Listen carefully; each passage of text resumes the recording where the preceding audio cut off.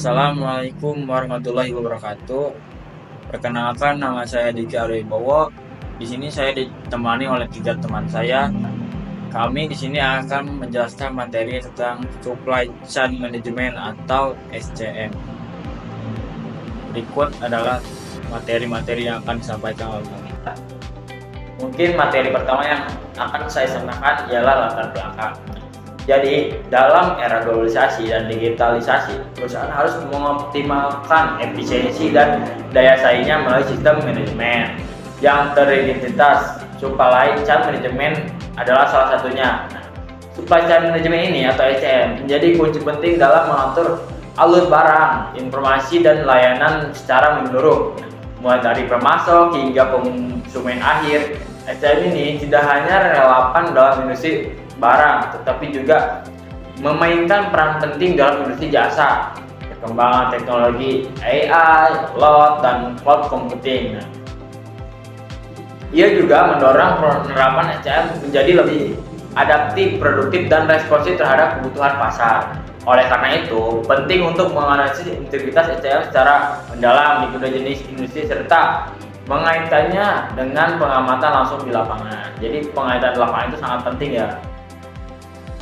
Jadi, Supply Chain Management atau SCM adalah strategi integritas yang menghubungkan semua aktor dalam rantai pasok untuk mencapai efisiensi dan kepuasan pelanggan. Dalam modul Supply Chain Management atau SCM, dilihat sebagai jaringan, bukan proses linear dengan basis teori organisasi industri. Dan biaya transaksi pendekatan ini mungkin dapat perusahaan manfaatkan untuk menciptakan sinergi yang memperkuat posisi pasar. Jadi, dari hasil observasi di industri manufaktur dan komponen otomotif menunjukkan penggunaan sistem barcode untuk mempercepat proses input produksi. Jadi, ini juga telah menunjukkan implementasi nyata dari integritas informasi dalam SCM modern. Selanjutnya adalah penerapan SCM di industri barang seperti otomotif dan FMCG fokus pada efisiensi produk dan distribusi. Toyota menggunakan just-in-time dan lean manufacturing untuk mengurangi pemborosan, sementara Coca-Cola memanfaatkan analitik prediktif untuk pengelolaan inventory global. Teknologi seperti RFID dan sistem manajemen gudang digital digunakan untuk meningkatkan akurasi stok dan distribusi. Pendekatan SCM yang terstruktur terbukti meningkatkan keandalan operasional dan efisiensi biaya. Selanjutnya, penerapan SCM di industri jasa menekankan kecepatan layanan dan adaptasi kebutuhan pelanggan. Amazon mengandalkan AI dan robotik untuk prediksi dan pemenuhan pemesanan, sedangkan Starbucks mengintegrasikan etika sumber daya dan distribusi regional dengan pemantauan stok real time. SCM di sektor ini bergantung pada fleksibilitas dan integrasi digital untuk menjaga efisiensi dan konsistensi layanan. Nama saya Alvina Agustina, NIM 2310112018 25. Di sini saya akan menjelaskan perbandingan supply chain management di industri barang dan jasa. Yang pertama ada supply chain management di industri barang.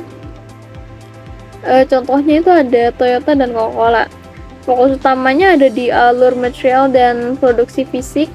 Yang paling penting stok barang harus stabil, kualitas produk terjaga, dan logistik pengiriman barang tetap efisien.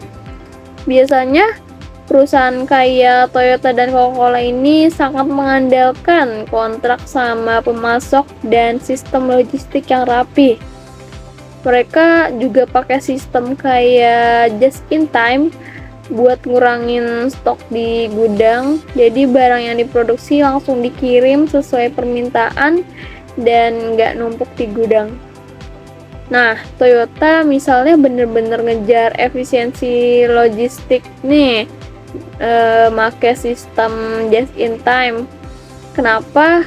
Karena mereka ini bisa ngurangin biaya operasional juga, mempercepat produksi, dan menghindari kelebihan atau kekurangan stok di gudang.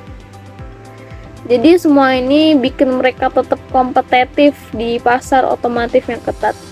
Coca-Cola juga punya aturan ketat buat pemasok supaya bahan baku terjamin dan semua proses berjalan sesuai standar yang mereka tetapkan. Jadi supplier mereka harus patuh sama kebijakan pengadaan yang bertanggung jawab. Kemudian ada supply chain di industri jasa, contohnya ada Amazon dan Starbucks. Fokus utamanya ini lebih ke kecepatan layanan dan personalisasi ya.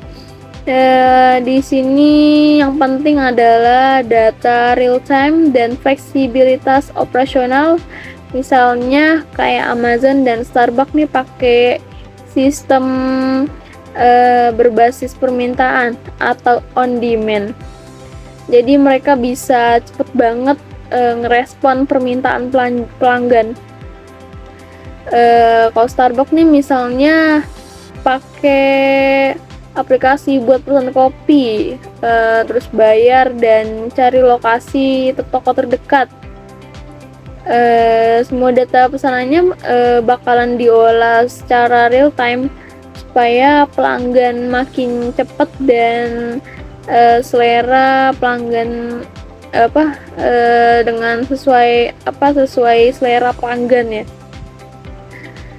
Selain itu Starbucks juga kerjasama sama banyak pihak buat pengiriman kayak Uber Eats gitu, dan punya standar ketat buat supplier kopi mereka. Mereka juga pakai otomatis buat pantau stok permintaan dan jadwal pengiriman, jadi bisa langsung diadaptasi tuh kalau ada perubahan. Untuk hasil observasi lapangannya, supply chain di industri barang ya butuh stok yang stabil dan kualitas yang konsisten, karena kalau stok kosong atau kualitas turun bisa kacau semua proses produksi dan pengiriman. Efisiensi logistik dan pengendalian inventaris juga jadi kunci utama tuh, supaya biaya nggak bengkak dan barang selalu ready di pasar. Kalau industri jasa lebih mengandalkan data real time supaya bisa cepet tanggap sama permintaan pelanggan. Fleksibilitas operasional juga penting banget tuh. Misalnya harus siap ubah jadwal, rute pengiriman atau jenis layanan sesuai kebutuhan pelanggan itu. Terima kasih. Perkenalkan, nama saya Keisa Zaimatun Naima dengan nomor NIM 231011201660. Pada slide kali ini tentang kesimpulan dan juga implikasi SCM yang sangat efektif menyesuaikan pendekatannya berdasarkan karakteristik industri barang yang mengutamakan efisiensi produksi dan kualitas. Sedangkan industri jasa fokus pada kecepatan layanan dan kepuasan pelanggan. Selain itu, integrasi teknologi seperti AI, blockchain, dan IoT semakin penting sekali dalam menciptakan rantai pasok yang responsif dan juga transparan. Observasi lapangan menegaskan bahwa perusahaan yang mengadopsi sistem digital dan kolaboratif memiliki keunggulan dalam adaptasi pasar dan juga efisiensi biaya. Pemahaman mendalam atas prinsip dan implementasi SCM akan menjadi fondasi yang sangat penting dalam membangun strategi bisnis berkelanjutan. Mungkin sekian dari kami, mohon maaf apabila ada kata-kata yang salah atau materi yang kami jelaskan kurang memuaskan. Wassalamualaikum warahmatullahi wabarakatuh.